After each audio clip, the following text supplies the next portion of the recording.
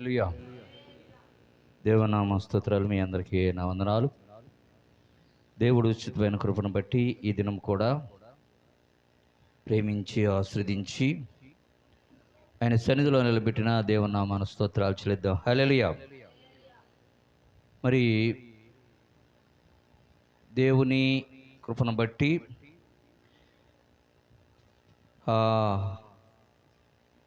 యోహాను సువార్త మొదటి అధ్యాయము మొదటి వచనాన్ని ధ్యానం చేద్దాం. యోహాను సువార్త మొదటి అధ్యాయము మొదటి వచనం. ఆది యందు వాక్యముండెను, ఆ వాక్యము దేవుని యొద్ద ఉండెను, ఆ వాక్యము దేవుడై ఉండెను. ఆయన ఆది యందు దేవుని యొద్ద ఉండెను. సమస్తము ఆయన మూలముగా కలిగెను. కలిగి ఉన్నదేదియు ఆయన లేకుండా కలుగలేదు. ఆయనలో జీవముండెను. ఆ జీవము మనుషులకు వెలుగై ఉండెను. ఆ వెలుగు చీకటిలో ప్రకాశించుచున్నది కానీ. హల్లెలూయా. ప్రార్థన చేసుకుందాం. స్తోత్రము తండ్రి, రక్షక, కృపగల దేవా యేసయ్యా, నువ్వు ప్రేమించి ఆశీర్వదించి మాకిచ్చిన ఈ క్రీస్తు రాకడ రక్షణదని ప్రార్థన మందిరాన్ని బట్టి నీ స్తుతులు స్తోత్రాలు చెల్లిస్తూ ఉన్నాం. మరి మొదటిగా పాటల ద్వారా మా స్వరాలు ముట్టి పరలోక రాగాలు దయచేసి ఉన్నావు. మరి ఎన్నిక లేని వాడిని తండ్రి నీ పక్షాన్ని నిలబడి ఉండగా నిలబడిన ఆత్మను మరుగు చేసి నీ ఆత్మ ద్వారా మాతోనూ నాతోనూ ప్రతి ఒక్కరితో ఈ రాత్రికాల సందడిని మాట్లాడవడుస్తున్నాం. ప్రతి ఒక్కరికి వినగల చెవి, గ్రహించగల హృదయాన్ని దయచేయమని, నువ్వే ఘనత మహిమ ప్రభావం పొందమని నజరేయుడు పవిత్రుడైన యేసయ్య పరిశుద్ధ నామంలో అడిగి వేడుకొస్తున్నాము తండ్రి, ఆమేన్. హల్లెలూయా. అయితే ఇక్కడ ఆది యందు వాక్యముండెను, వాక్యము దేవుని వద్ద ఉండెను అని చెబుతూ, ఆ వాక్యమే దేవుడై ఉన్నాడు అని చెబుతూ, అలాగే ఆ వాక్యమే వెలుగై ఉందని చెబుతూ, ఆ వెలుగే ఈరోజు చీకటిలో ప్రకాశించుతున్నది కానీ చీకటి దాన్ని గ్రహించకుండా ఉందంటున్నాడు. ఇక్కడ దేవుణ్ణి మనము తిత్వము అన్నాం. ఏమంటున్నామమ్మా? దేవుణ్ణి తిత్వము అంటున్నాం.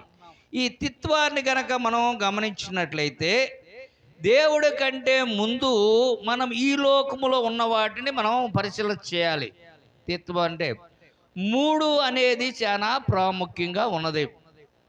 ఈ 3 అనేది మరి ఎలా ఉందంటే, ఈ లోక రీతిగా చూసినప్పుడు మనము ఏ ఆటల పోటీలోకి వెళ్ళినా, ఎక్కడ ఏదైనా బహుమతులు పెట్టినా, ఏ చేసినా కూడా ఈ 3 అనే పదము బాగా వాడబడుద్ది. ఈ మూడిటిలో మొదటిది ఏమంటారంటే బంగారం, స్వర్ణం అంటారు. రెండవది గనక చూసినట్లయితే వెండి, మూడవది గనక చూసినట్లయితే కాంస్యం. అంటే ఈ 3 కూడా చాలా ప్రాముఖ్యమైనది. ఇప్పుడు ఒక వ్యక్తి ఈ మూడిటిలోకి రావాలంటే, ఈ మూడిటిలో ఏ స్థానమైనా పొందాలంటే, ఈ లోకములో వారు చాలా ప్రయాసపడాలి. ఏం చేయాలంటమ్మా? ప్రయాసపడాలి. ప్రయాసపడతామంటే ఒక రన్నింగ్ పోటీలేకే అనుకోండి. ఈ రన్నింగ్ పోటీలో చాలామంది ఉంటారు. 20లో ఉంటారు, 50లో ఉంటారు, 100లో కూడా ఉంటారు. ఈ 100 మందిలో కూడా, ఈ 50 మందిలో కూడా, ఈ 20 మందిలో కూడా ముగ్గురే, అంటే ఈ 3 స్థానంలో ఏ స్థానానికి వచ్చినా కూడా గొప్పవాడిగా ఉంటాడు. అయితే దీనికోసము చాలామంది రాత్రింబవళ్ళు ఆ సముద్రం ఒడ్డునైతే ఉదయాన్నే రన్నింగ్లో ఆ నీళ్ళల్లో ఆ ఇసుకలో పరిగెత్తుతూ ఉంటారు. ఎందుకని? ఈ కాళ్ళకి శక్తి రావాలి. అలా ఇంకా ఏరే పోట్లైనా సరే అలాగే ఉంటారు. ఇప్పుడు దేవుడు తిత్వమని తెలుసుకునే ముందు ఈ లోకంలో మనకు బాగా తెలిసిన వ్యక్తి ఎవరంటే దావీదు. ఈ దావీదును కనుక మనం చూసినట్లయితే చూడండి, దినవృత్తాంతర గ్రంథము, మొదటి దినవృత్తాంతర గ్రంథము 11వ అధ్యాయము 11వ వచనాన్ని ధ్యానం చేద్దాం. 11వ అధ్యాయము 11వ వచనం.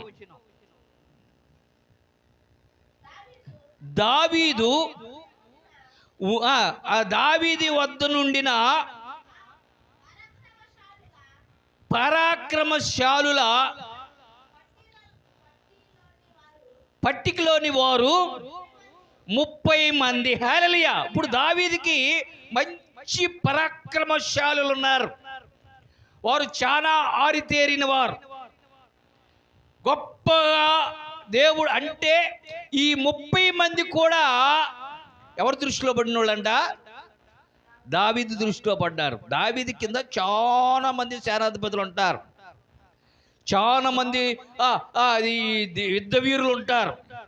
వారు గనక యుద్ధంలోకి వెళితే వారు ఒక్కొక్కరిని 300 400 వాళ్ళ ఇష్టానుసారంగా చంపేస్తే ఉంటారు. మరణం అంటే కూడా భయపడని వారు చాలా మంది ఉన్నారు. ఇజ్రాయేల్ జనాంగం అంటేనే, అందుట్లో దావీదు జనాంగం అంటేనే మహా భయపడుతూ ఉంటారు వారితో యుద్ధం చేయాలంటే. అలాగే దావీదుని చూస్తేనే భయపడతారు ఎక్కువ. ఈ దావీదు రాజు అయిన తర్వాత దావీదుని చూసి ఎప్పుడు భయపడ్డారు? సౌలు రాజుగా ఉన్నప్పుడు దావీదుని చూసి భయపడ్డారు. దావీదు రాజుగా ఉన్నప్పుడు అసలు దావీదు సైన్యం అంటేనే భయపడ్డారు. అలాంటి వారిలో అన్నిటిని కూడా జయించుకుంటూ 30 మంది మంచి మంచి యోధులుగా కనబడుతూ ఉన్నారు. 15వ వచనం చదువు. 15వ వచనం. పరాక్రమశాలులలో ముఖ్యులకు ఈ ముగ్గురు. హల్లెలూయా. మీకు అర్థమవుతుందా? ఈ 30 మంది పరాక్రమశాలులే, చాలా గొప్పవారు. ఈ 30 మంది కూడా దేవుని దృష్టికి ఉన్నవారే. అంటే దావీదు దృష్టికి అంటే దేవుడు అంటే వాళ్ళకి ప్రభువు అన్నట్టు. ప్రభువు అంటే రాజు. రాజుని ఏం చేస్తారంటే వీళ్ళు దేవుడిగా పూజిస్తారన్నమాట. అంటే ఆ గౌరవం వాళ్ళకి ఇస్తారన్నమాట. ఈ 30 మందిలో కూడా దావీదు ముగ్గురిని ఏర్పాటు చేసుకున్నాడంట. హల్లెలూయా. ఈ ముగ్గురులో ప్రధానుడు ఎవరంటే యోవాబు. ఈ యోవాబు ఎలాంటి వ్యక్తి అంటే, ఇజ్రాయేలీలు దేశము కానాను దేశంలో వచ్చిన తర్వాత ఆ ప్రాంతంలో యెబూసు అనే పట్టణం ఒకటి ఉంది. ఏ పట్టణం అంటమ్మా? యెబూసు అనే పట్టణం ఉంది. అది చాలా ఎత్తు మీద ఉంటుంది, 7 కొండల మీద ఉంటుంది అన్నమాట. అది అంటే అంత హైట్లో ఉంటుంది. ఆ యెబూసు పట్టణాన్ని ఈ దావీదు స్వాధీనం చేసుకోవాలనుకున్నాడు. ఆ పట్టణాన్ని, అక్కడున్న వారిని. అప్పుడు ఆ యెబూసులో ఉన్న వ్యక్తులు దావీదు గనక ఇక్కడికి వస్తే, గుడ్డోళ్ళు కుంటోళ్ళు ఉన్నారు చూసావా, వాళ్ళు కొడతారు. అంటే ఏంటి వాళ్ళ ధైర్యం? వారు చాలా ఎత్తులో ఉన్నారు కాబట్టి వారు మమ్మల్ని జయించలేరు అనుకున్నారు. అలాంటి సమయంలో ఎవరైతే మొదటిగా ఆ పట్టణాన్ని పట్టుకుంటారో వారు నాకు సేనాధిపతిగా అవుతారని దావీదు ప్రకటించాడు. ఎప్పుడైతే ప్రకటించాడో ఆ స్థానాన్ని మొట్టమొదటిసారిగా ఆ యెరూషలేము ఆ ప్రాకారాన్ని ఎక్కి పట్టుకున్నవాడు యోవాబు. హల్లెలూయా. ఆయన ముఖ్యుడు. ఇలా ఈ ముగ్గురులో అనేది అంటే ఎంత ప్రయాసపడితే ఆ పట్టుకున్న తర్వాత ఆ యెబూసు పట్టణమే ఇప్పుడు యెరూషలేము పట్టణం. హల్లెలూయా. ఏంటిదట? దావీదు పట్టణం అన్నారు దాన్ని. ఇప్పుడున్న దేవుని పట్టణము, ఇప్పుడు ఇజ్రాయేల్ పట్టణము ఏదంటే ఆ యెబూసే. అంతకుముందు అది యెబూసిగా ఉంది, తర్వాత అది యెరూషలేముగా అయింది. హల్లెలూయా. అంత గొప్ప స్థానం. అంటే ఇక్కడ ఏం చేద్దాం, ఆ 30 మందిలో కూడా ముగ్గురు ప్రధానులు. అలాగే కనుక మనకు దర్యావేషు విషయంలో చూస్తే దానియేలు గ్రంథంలో 6వ అధ్యాయంలో 1వ వచనంలో ఒక మాట చెబుతూ ఉంటున్నాడు. దానియేలు గ్రంథము 6వ అధ్యాయము 1వ వచనం.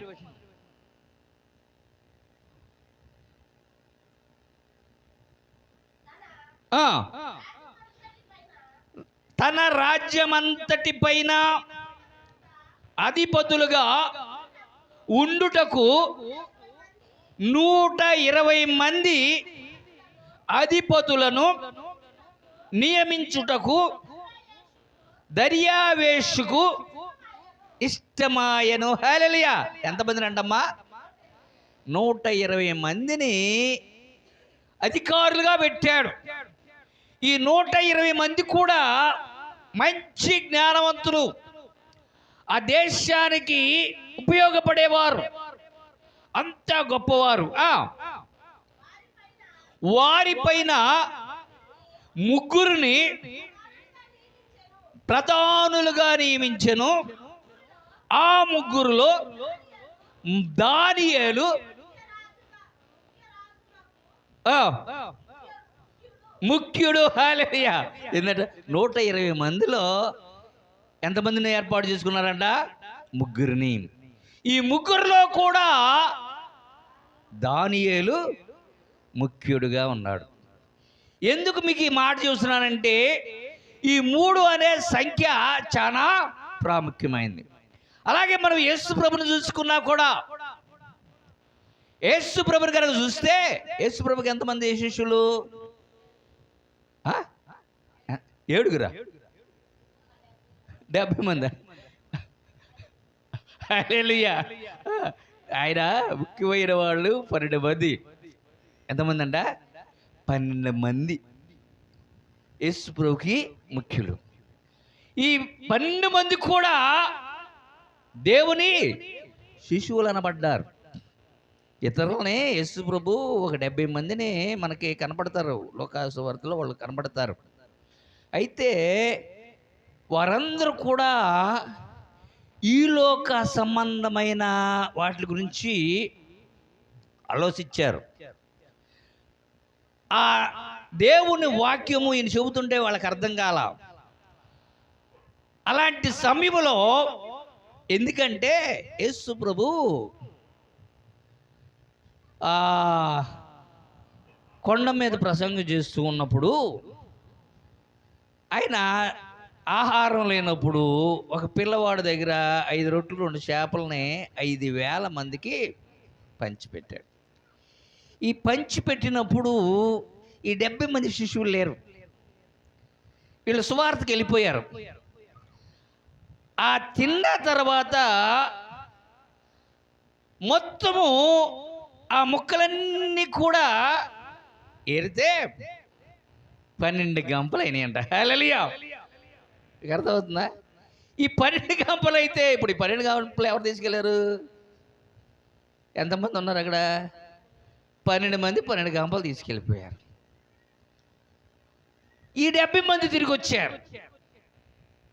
70 మంది తిరిగి వచ్చి ఇరుకోవడం అనుకుంటున్నారు, దేవుడు ఏదో మాకు ఇస్తాడు ఆహారం, అది చేద్దామని. ఈ 5 అధ్యాయంలో కూడా, మొత్తం యోహాను సువార్త 5 అధ్యాయంలో కూడా ఇదే జరుగుతూ ఉంటుంది అనమాట. ఈయన చెబుతూ ఉంటాడనమాట. ఈ 6వ అధ్యాయం దగ్గరికి వీళ్ళతో చెప్పాడు, మీ పితరులు అరణ్యములో మన్నాను తిన్నాను చచ్చిపోయారు, దీన్ని తినువాడు చచ్చిపోడు, ఆ జీవాహారం నేనే అన్నాడు. హల్లెలూయా. ఏమన్నాడట? జీవాహారం నేనే అంటూ ఆయన అన్నాడు, నా శరీరం తిని నా రక్తము త్రాగువాడు నిత్య జీవము, అంత్య దినములో వాడిని నేను లేపుతాను అన్నాడు. అన్నప్పుడు ఈయన రక్తం చదువుతుంటే ఈ 70 మంది కూడా ఒరే నాయన వాళ్ళు పక్కన ఉన్నారు, 12 మందికి 12 గంపలు ఇచ్చారు శరీరాన్నం. మేము అడిగేటప్పటికి ఏంటంటే ఈయన ఈ రక్తం అంటాడు, శరీరం అంటాడు, ఆత్మ అంటాడు, ఈ అంటాడు అని చెప్పేసి ఈ 70 మంది మొత్తం కూడా వెళ్ళిపోయారు. మొత్తం ఈ 70 మంది ఈ 12 మంది కలిగితే ఎంతమంది? ఈయనకి 82 మంది శిష్యులు. ఈయనకి ఈ 82 మంది శిశువుల్లో ఆఖరికి అనేక మంది వెళ్ళిపోయిన తర్వాత యేసుప్రభు అన్న మాట ఏంటంటే, యోహాను సువార్తలోనే ఉంటుంది, మీరు కూడా వెళ్ళిపోతారా అని ఈ 12 మందితో అన్నట్టు మనకు యేసుప్రభు చెబుతూ ఉన్నాడు. అయితే వీరిలో పేతురేమన్నాడంటే, నిత్య జీవం మాటలకు కలిగిన మేము ఎక్కడికి వెళ్తామయ్యా. ఇప్పుడు ఆ 12 మంది ప్రధానులుగా ఉన్నారు. హల్లెలూయా. ఈ లోకం వైపు చూడకుండా దేవుని వైపు చూస్తూ నడిచే వ్యక్తులు అన్నమాట ఈ 12 మంది. ఈ 12 మందిని కూడా దేవుడు ఏర్పాటు చేసి ఈ 12 మందిని కూడా ముగ్గురిని ఏర్పాటు చేసుకున్నాడు. హల్లెలూయా.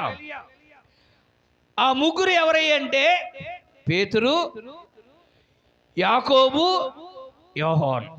ఈ ముగ్గురిని కూడా ఒలీవ కొండ మీదకి తీసుకెళ్ళి వారి ముందు రూపాంతరం పొందాడు. హల్లెలూయా. అంటే యేసు ప్రభుకు కూడా 12 మందిలో ముగ్గురు ప్రధానులు ఉన్నారు. అలాగే దేవాది దేవుడైన సృష్టికర్త యెహోవా దేవుడు అయిన ఆయన సృష్టిని చేశాడు. ఈ సృష్టిని చేసిన దేవునికి కూడా కోటాని కోట్ల దేవదూతలు ఉన్నారు. ఆయనకి ఎంతమంది ఉన్నారన్నమ్మా? కోటాని కోట్ల దేవదూతలు ఉన్నారు. ఈ కోటాన కోట్ల దేవదూతల్లో ఆయన 7గురిని ప్రధాన దూతలుగా ఏర్పాటు చేసుకున్నాడు. ఎంతమందినమ్మా? 7గురిని చేసుకున్నాడు ప్రధాన దూతలుగా. ఒకరు ఎవరయ్యా అంటే మికాయేల్, రెండో ఆయన గాబ్రియల్, మూడో ఆయన లూసిఫర్, నాలుగో ఆయన రఫాయేల్, ఐదో ఆయన రొగియేల్, ఆరో ఆయన జెర్మియేల్, ఏడో ఆయన ఉరియేల్. ఈ 7గురు కూడా చాలా ప్రధాన దూతలుగా ఉన్నారు దేవుడికి. 7గురు కూడా ప్రధాన దూతలు వీళ్ళకి, దేవాది దేవుడికే అయిన యెహోవాకు. ఎందుకు ఆ మాట చూసినానంటే, కోటాను కోట్ల దేవదూతల్లో ఈ 7గురు ఉన్నారంటే వీళ్ళు సామాన్యులా? సామాన్యులు. ఈ సామాన్యులు కాని వారిలో మళ్ళీ ముగ్గురు ఆయన ఏర్పాటు చేసుకున్నాడు. మొదటి వ్యక్తి ఎవరయ్యంటే మికాయేల్. ఎవరంట? మికాయేల్. ఈ మికాయేలు దేవునికి ప్రధాన దూత. ఈయన సేనాధిపతి. అంటే ఈ రోజున మనం చూస్తే దేవునికి బాడీగార్డ్. బాడీగార్డ్ తెలుసా? ఒక వ్యక్తి కనుక ఉంటే ఆయన బాడీగార్డులు పెట్టుకుంటారు. అంటే యుద్ధంలో అంటే అన్ని విషయాల్లో ఆరితేరిన వారు. ఆయన పని ఏంటంటే ఏ శత్రువు రాకుండా, ఈయనకి ఏ హాని జరగకుండా చూసుకునేవాడిని బాడీగార్డ్ అంటారు.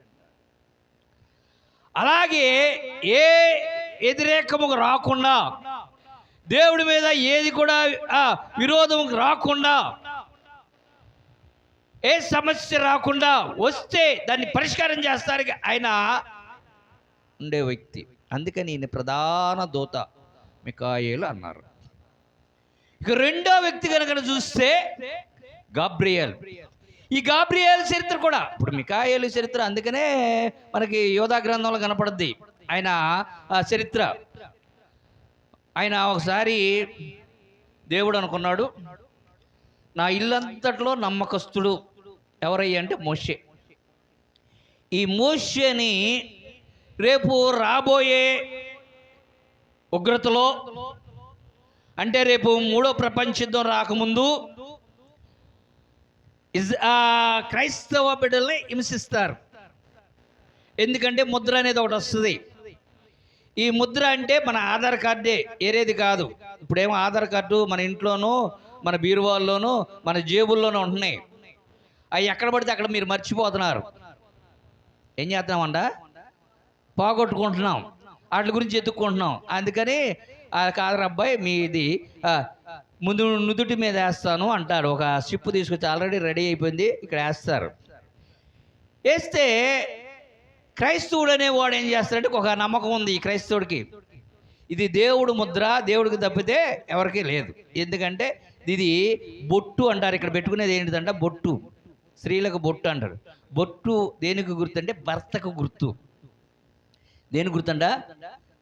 బొట్టు ఉంటే భర్త ఉన్నట్టు పెళ్ళి అయిన వారితో, బొట్టు లేకపోతే భర్త లేనట్టు.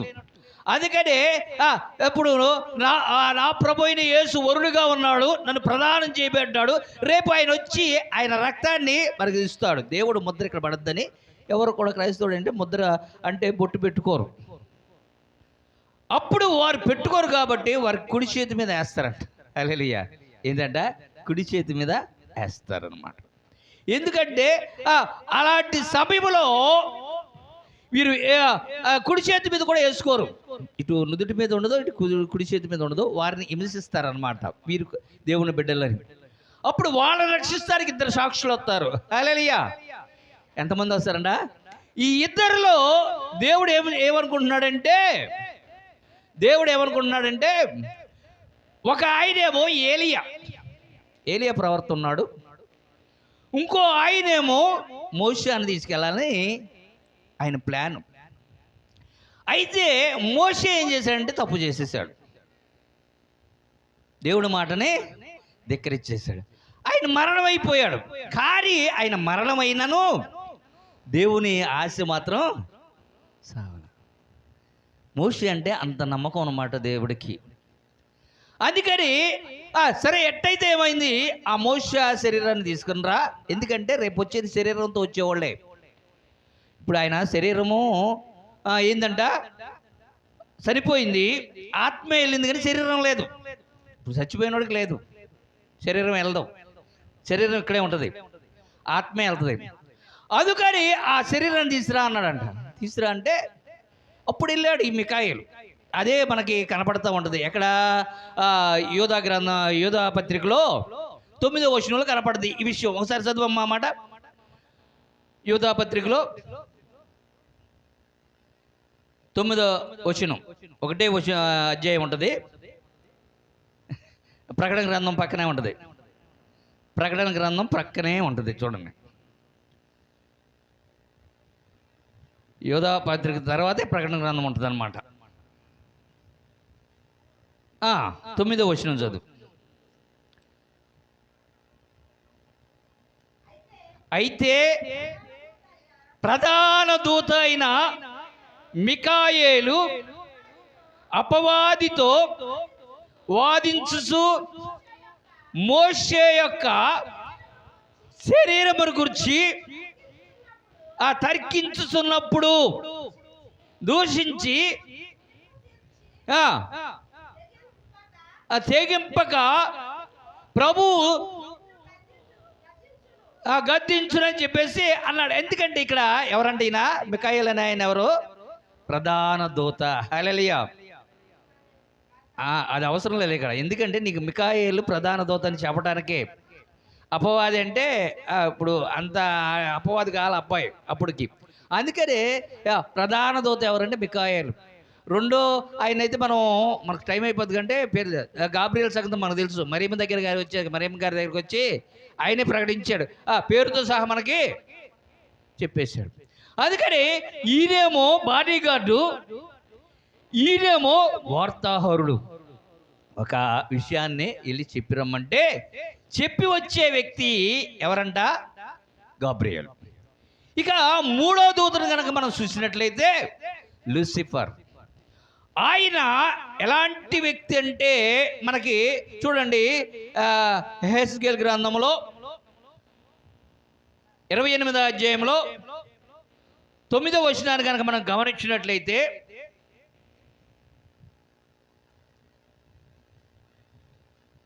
యెహెజ్కేలు గ్రంథము 28వ అధ్యాయము 12వ వచనం చదువు, 12వ వచనం చదువు. నరపుత్రుడా, తూరు రాజును గురించి అంగలార్చ వచనమెత్తి ఇలాగు ప్రకటింపుము, ప్రభువైన యెహోవా సెలవిచ్చినదేమనగా. ఎలాంటి వాడంటే ఈయన? ఇప్పుడు ఈ వీళ్ళకి ఏముంది?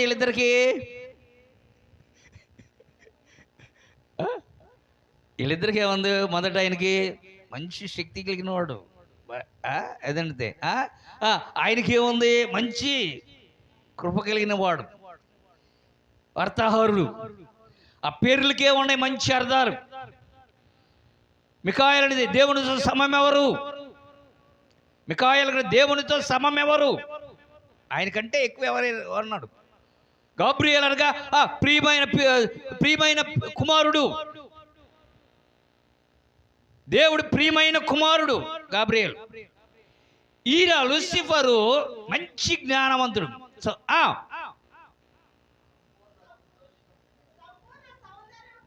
సంపూర్ణ సౌందర్యం. హల్లెలూయా. ఏముందంట వీరికి? మొదట ఏందంట? జ్ఞానం ఉందంట, సంపూర్ణ సౌందర్యం ఉందంట. మాదిరివి గోమేధికయు సూర్యకాంతమణి రక్త సువర్ణ రాయి, సులోమాను రాయి, మకరంతకము, నీలము, పద్మరాగము, మాణిక్యము, అమూల్య రత్నంతో బంగారముతోను నీవు అలంకరింపబడి ఉన్నావు. హల్లెలూయా. మీ అబ్బాయి చెబుతున్నాడు, ఒకదాన్ని వదిలేసామంటున్నావు. హల్లెలూయా. అయితే నువ్వు 8 చెప్పేవాడు, 9 ఉండే అక్కడ. హల్లెలూయా. ఏంటంట? దాంతో పొదిగింపబడిన వాడివి. నీవు నియమింపబడిన దినమున పిల్లన గ్రోవులు వాయించువారు నీకు సిద్ధమైరి. హల్లెలూయా. ఇప్పుడు ఎలాంటి వాడంటే ఈయన? మంచి గాయకుడు. ఇతను పాట పాడుతుంటే ఇతను గనక అక్కడ నిలబడితే వాయిచ్చేవాళ్ళు భయపడతారు. హల్లెలూయా. అలాంటి వాళ్ళని ఎప్పుడైనా చూసారా మీరు? ఎప్పుడైనా ఇప్పుడు ఈ మన జనరేషన్లో ఎవడైనా చూసారా అక్కడ? మీరు ఎవరి గురించో తెలియదు, కానీ నాకు మాత్రం తెలిసింది. ఎవరు ఎలా పాడినా కూడా అంటే ఈ మ్యూజిక్ డైరెక్టర్లో చక్కగా అది కాదు, ఇది కాదు, ఇది కాదని వీళ్ళు ఇష్టం వచ్చినట్టు చేస్తారంట. వాళ్ళు ఇష్టం వచ్చినట్టు చేస్తారు. ఒక్క బాలసుబ్రహ్మణ్యం కనుక వస్తే అస్సలు ఆయన్ని ఎట్లా చెప్తే ఆడ ఎంతటోడైనా సరే మ్యూజిక్ డైరెక్టర్ ఈయన్ని బట్టి పోతారండి. ఏం చెప్పాలి?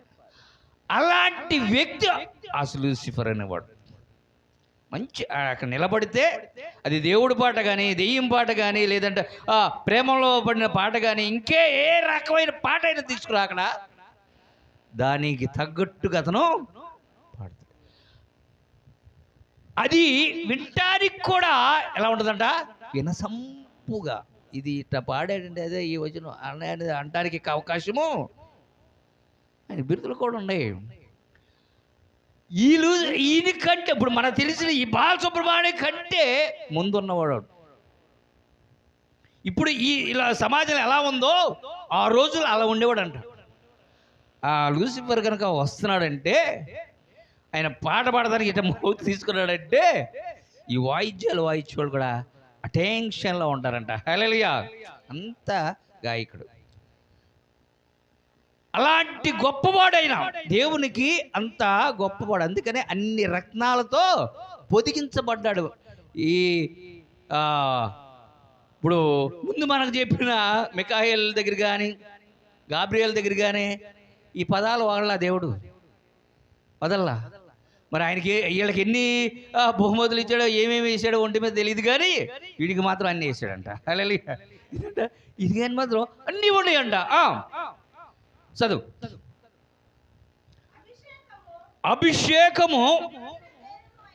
అభిషేకము నందిన కేరుబు అయి ఒక ఆశ్రయముగా నీవుంటివి, అందుకే నేను నిన్ను నియమించితిని. దేవునికి ప్రతిష్ఠింపబడిన పర్వతము మీద నీవుంటివి, కాలుసున్న రాళ్ళ మధ్యన నీవు సంచరించుచుంటివి.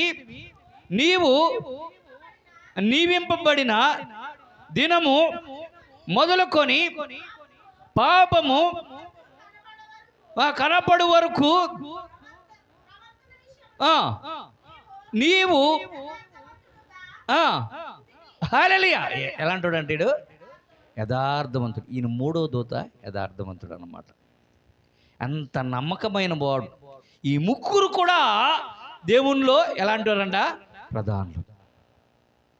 మొదటేమో మికాయేలు, రెండో అయిన గాబ్రియేలు, మూడో వ్యక్తి ఈ లూసిఫర్. చాలా నమ్మకమైన వాడు, దేవుడికి స్తుతించు. అందుకనే ఎంతమంది ప్రధానులు ఉన్నా ఆ ప్రధానులో ముగ్గురు మాత్రం మనం, ఈ లోకం కూడా 3 బహుమతులే ఎక్కువ ఇస్తుంది. అందుకనే యేసుప్రభు ఏమన్నాడంటే, మనమేమో బంగారం, ఎండి, కాల్స్యం అంటారు. యేసుప్రభు ఏమన్నాడు? 30 దంతులు, 60 దంతులు, 100 అంతులు అన్నాడు. హల్లెలూయా. ఎందుకు ఈ మాట అన్నాడు? ఇలా ప్రయాస. ఇప్పుడు 25 వచ్చింది అనుకో, ఏమంటారండి దాన్ని? దానికి ఒక పేరు ఉంది కదా, 25 దానికి. అది సిల్వర్ జూబిలీ ఏదో అంటారు కదా ఒకటి, దాన్ని 30 అంటే ఆ సిల్వర్ జూబిలీ దాటినోడు. హల్లెలూయా. అదే కనుక 50 వస్తే అర్ధ సెంచరీ అంటారు కదా, అందుకే 60 అన్నాడు దేవుడు. అంటే అర్ధ సెంచరీ కూడా దాటినోడు. నెక్స్ట్ ఏంటంటే 100 అంతులు అన్నాడు. హల్లెలూయా. అందుకనే 3 అనేది చాలా ప్రాముఖ్యం. మనం ఈ రోజును కానీ, అలాగే ఈ లోకంలో కానీ, పరలోకంలో కానీ, ఎక్కడైనా కూడా ఇది 3 అనేది చాలా ప్రాముఖ్యమైనది. ఈ 3 స్థానాల్లో ఉన్నవారు ఈ ముగ్గురు. హల్లెలూయా. ఈ ముగ్గురు అనే పదము ఎందుకు వచ్చిందంటే, అది తిత్వము అన్నారు. అది తిత్వం అనేది మనం తెలుసుకుందాం. మాటలు దేవుడు దీవించి ఆశీర్వదించును గాక. హల్లెలూయా.